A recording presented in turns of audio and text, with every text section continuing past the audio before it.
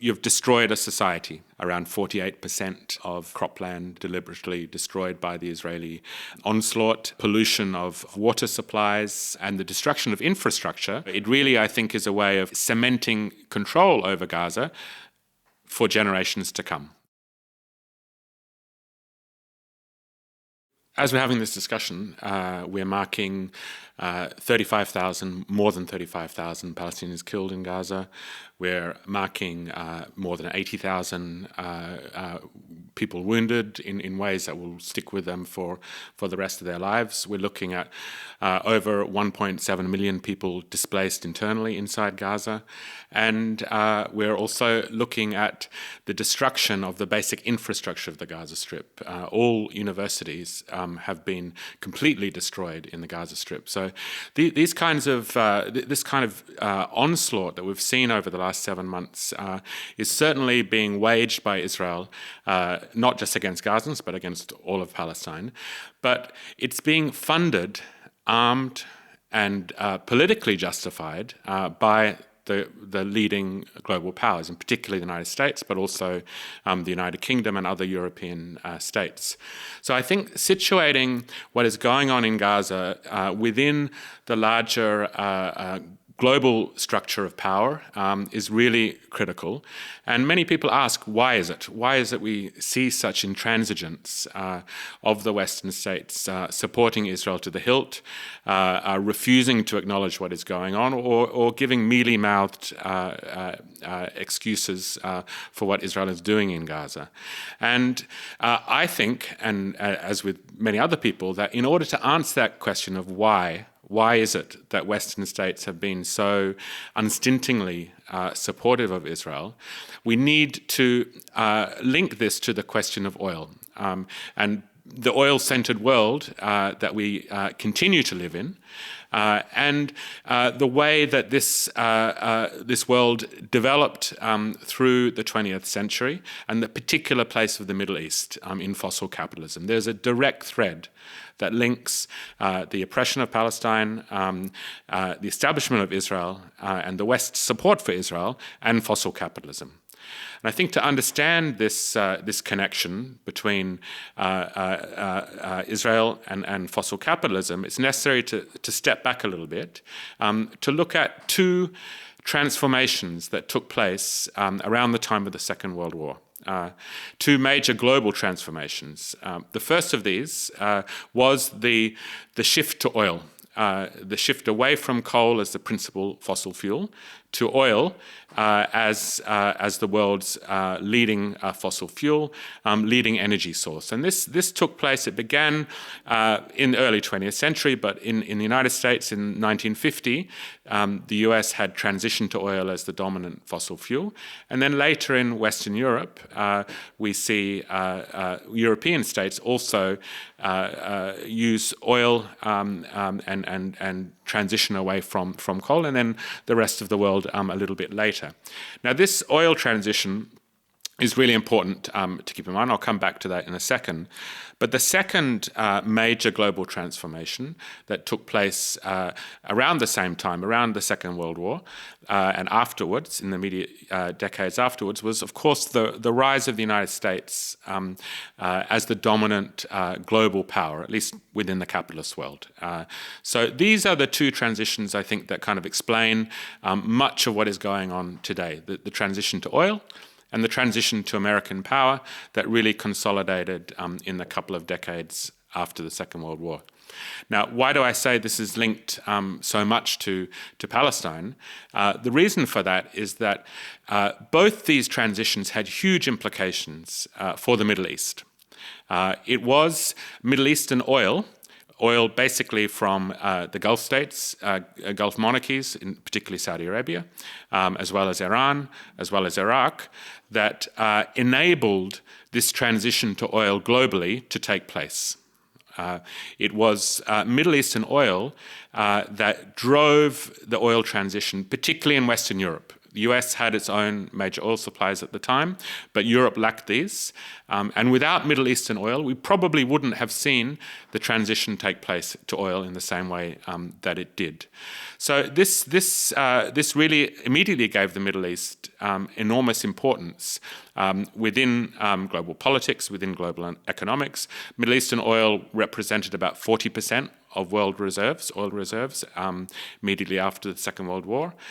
It was much cheaper to produce than elsewhere in the world, and it was much closer to Western Europe than elsewhere. So it meant that Europe could embark on this fossil fuel, oil as the principal fossil fuel, without needing to depend upon oil supplies from the US, which would have affected markets in the US. So this is kind of the oil market at the time. Now, what did this mean for the countries in the Middle East? I've mentioned the Gulf states, Iran, Iraq, but even more broadly, Jordan, Lebanon, Palestine, North Africa. These states, up until again the post-war moment, were basically ruled by British and French colonialism. They were divided up, control over the preceding 100 years or so between Britain and France. Britain was the dominant power in the Gulf regions, in the Gulf states, and also in Palestine and Jordan and Egypt. But like much of the rest of the world at the time, the Middle East was racked by anti-colonial struggles, by national liberation movements, by communist movements, left-wing movements that were challenging the colonial-backed regimes that ran these countries. Most important here was was Nasserism, the movement in Egypt.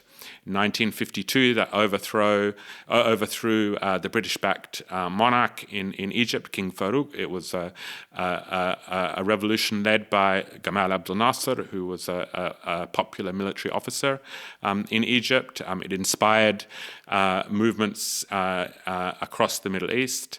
In 1956, Nasser went ahead and nationalized the Suez Canal, also very important, which was then controlled by Britain and France.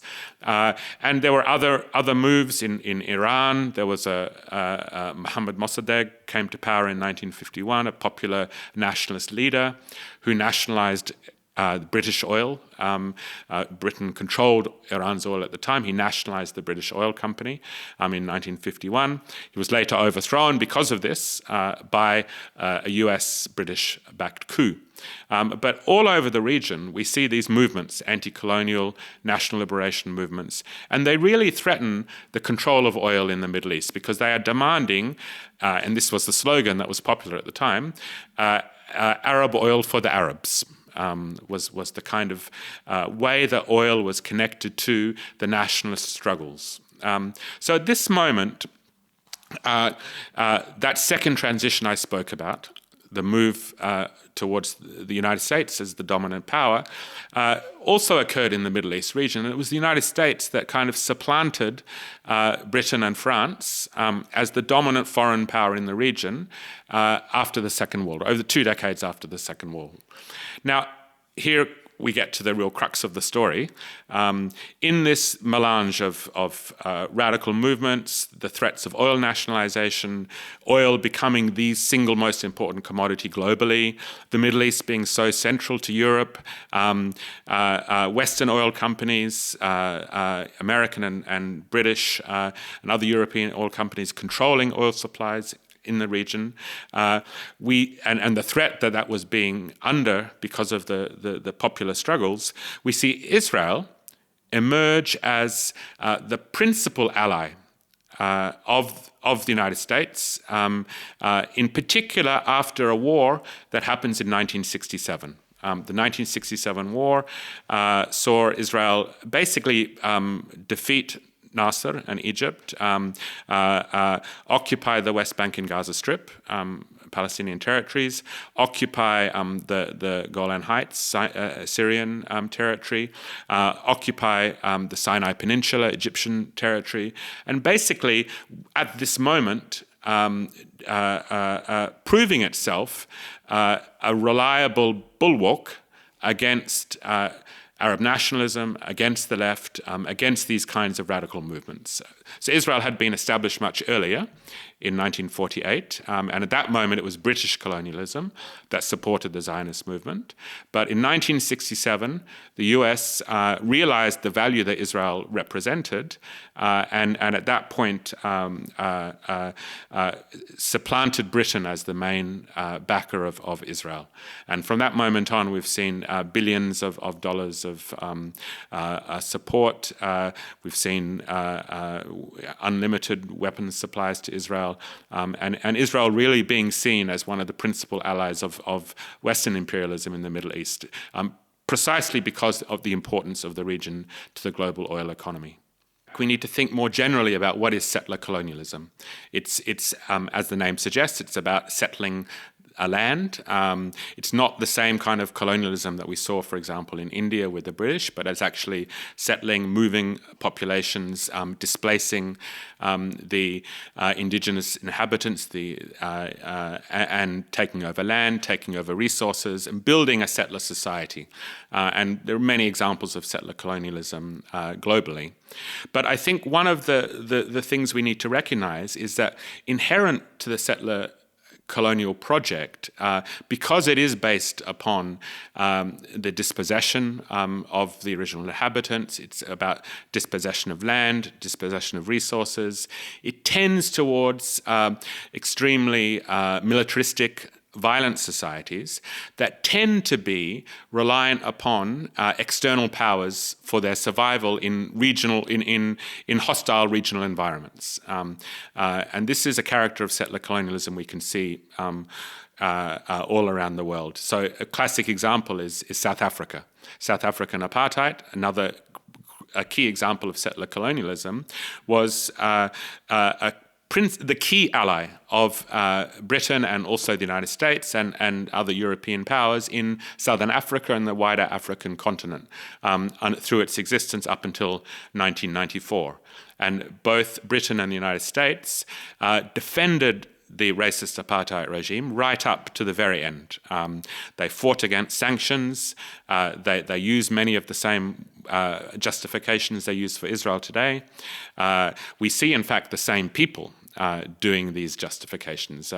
It's a little known fact that back in 1989, there was a British Tory politician, young Tory politician leader, who visited South Africa on a junket basically paid for by the apartheid regime. He made the case against sanctions. He made the case for South Africa as being a guiding light of Western civilization.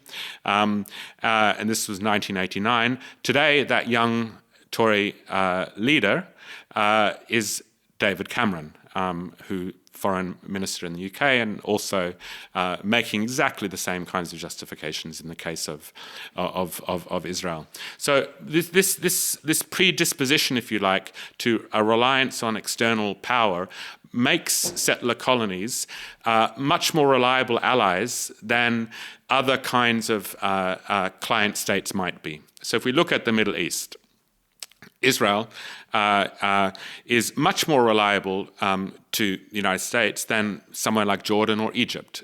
Both Jordan and Egypt are close American allies, but they always must respond to their domestic population. There's always political movements. They can't be the same. They can't act in the same kind of way that Israel can. So this kind of special character kind of links, I think, the nature of Israel as a settler colony and its connection with American power. So if we look, for example, at there's many ways in which, or many illustrations of American leaders who explicitly say this. My favorite is a quote by Alexander Haig, who was Secretary of State under Ronald Reagan. He was also, I think, Chief of Staff under Nixon and Gerald Ford. So Haig famously said that Israel was like an American aircraft carrier. It can't be sunk, and it has no American troops, but it is crucial. I'm paraphrasing here, but crucial to our interests in an area of incredible significance. When we're looking at Israel, realizing that it is a settler colony, it's based on the ongoing dispossession of Palestinians. There is a settler population in Israel that also has material privileges that predispose it to kind of allying with Western power, and this is why Israel has received cumulatively more foreign aid than any other from the US than any other country in the world, despite being by GDP per capita, the 13th wealthiest country. More wealthier by GDP per capita than the UK, wealthier than Germany, wealthier than Japan, and yet it's received more American aid than any other country in the world. It points very directly, I think, to how critical Israel is to the region and American domination in the region. We said that the Middle East has an outside significance to American power globally because of its oil resources.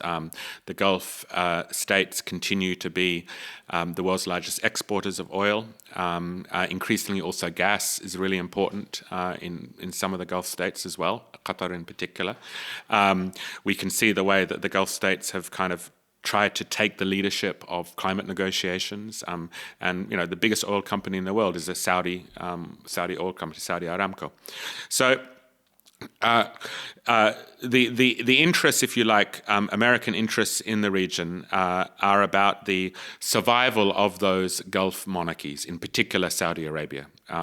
In other oil-rich states like Iran and Iraq, through the 20th century, we saw upheavals, revolutions, mass struggles, social struggles, basically overthrowing American and other European, British-supported rulers. But that didn't happen in the Gulf. Partly for another interesting reason or important reason is that the Gulf states, the population of the Gulf states, the labor force is majority non-citizen. So it gives a particular kind of social stability because workers, there's no possibility of labor struggles, there's no possibility of political action. Anyone who tries to protest or goes on strike simply gets deported. So there was a special relationship built between the US and the Gulf states, particularly Saudi Arabia, again through that post-war period and all the way up to today. So we can kind of see the American strategy in the region focused on two main pillars, one of them being Israel and the other being the Gulf monarchies, the oil-rich Gulf monarchies. Now, that's been true since the Second World War. Particularly after 1967, the 1967 war.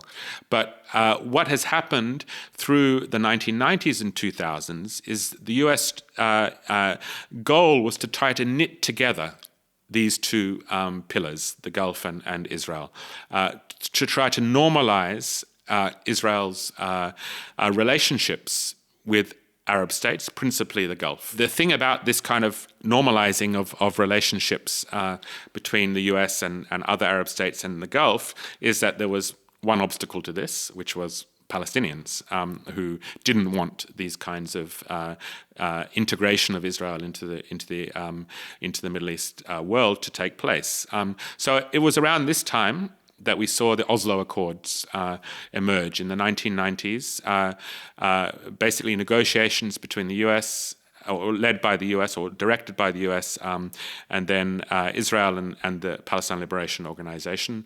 Oslo Accords established the Palestinian Authority, which is now headquartered in Ramallah in the West Bank. And it basically, I think, widely seen by Palestinians as not anything to do with peace, not anything to do with a state, but actually about deepening Israeli control over the West Bank and Gaza Strip. In fact, Gaza is a direct product of the Oslo Accords. The open air prison, the kinds of movement restrictions emerged through the Oslo process. So there's a direct thread linking Oslo and the genocide that we see today in Gaza. So this is important to remember, because we often hear a juxtaposition, if you like, between violence, extreme violence, and negotiations. But really, it's, I think, important to understand that these are actually two sides of the same face. They've worked together to kind of deepen Israeli control over the last 20, 30 years. Now, so what Oslo did, it gave a Palestinian green light to normalization.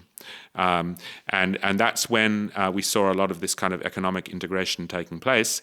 But really, the key moment recently was in 2020, when there was something called the Abraham Accords that were signed between, again, under Trump, signed between Israel and the United Arab Emirates, one of the most important oil-producing states in the world, one of the most powerful of the Gulf monarchies. So there was an accord, a normalization agreement signed between Israel and the UAE, and there was also one signed between Israel and Bahrain, another important Gulf monarchy. The thing about these Abraham Accords is that they really mark the first time that we see that deep formal normalization between these two pillars of American power in the region, Israel and the Gulf, because there is no way that United Arab Emirates or Bahrain could have signed or would have signed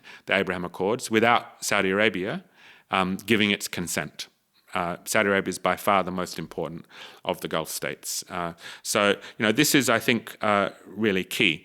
And I think we can perhaps talk about this a bit later, but I think it does point to what might come after this current war.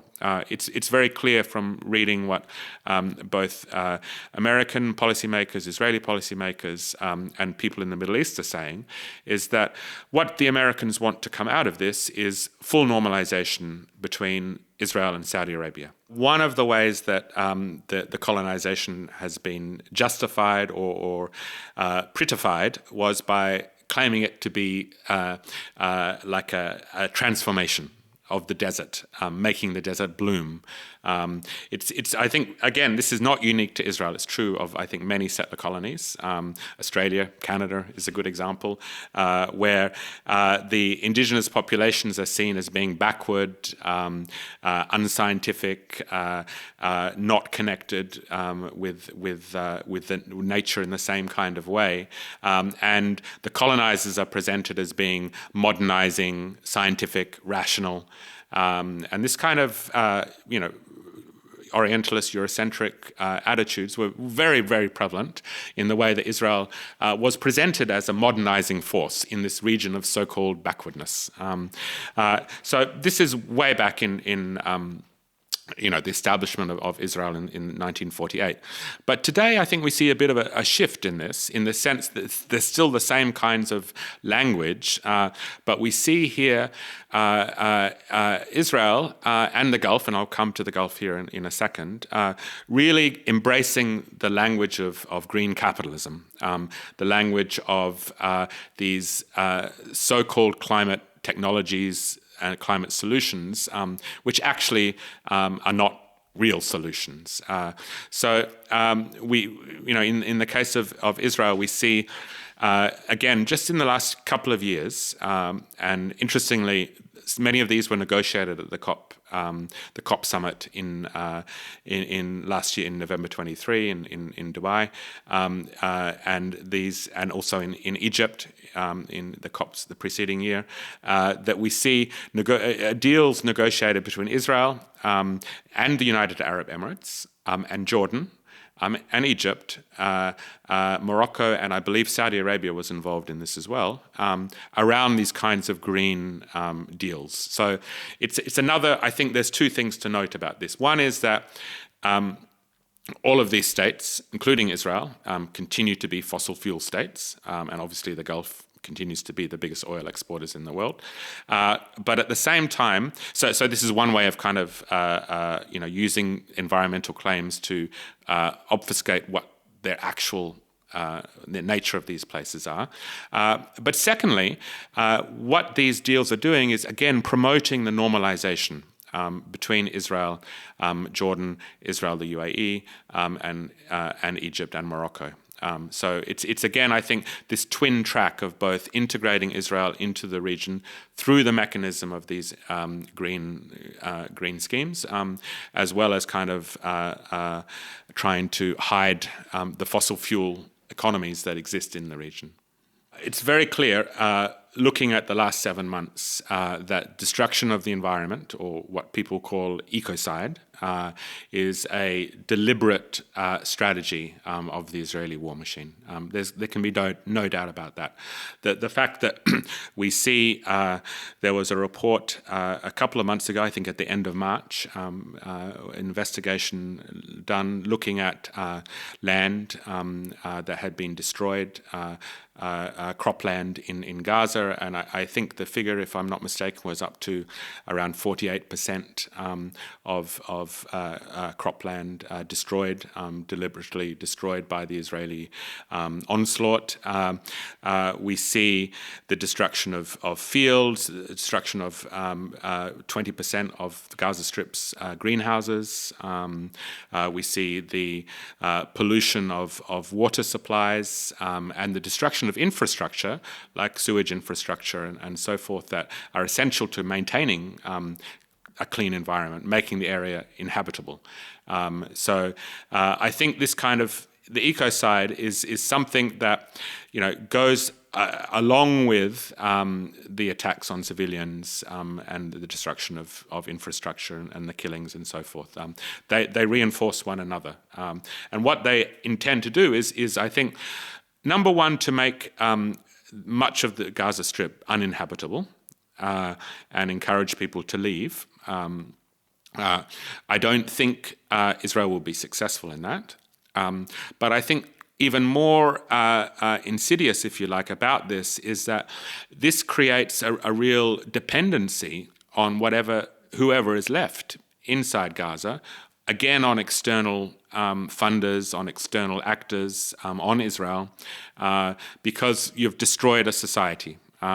So it really, I think, is a way of kind of cementing control over Gaza for generations to come.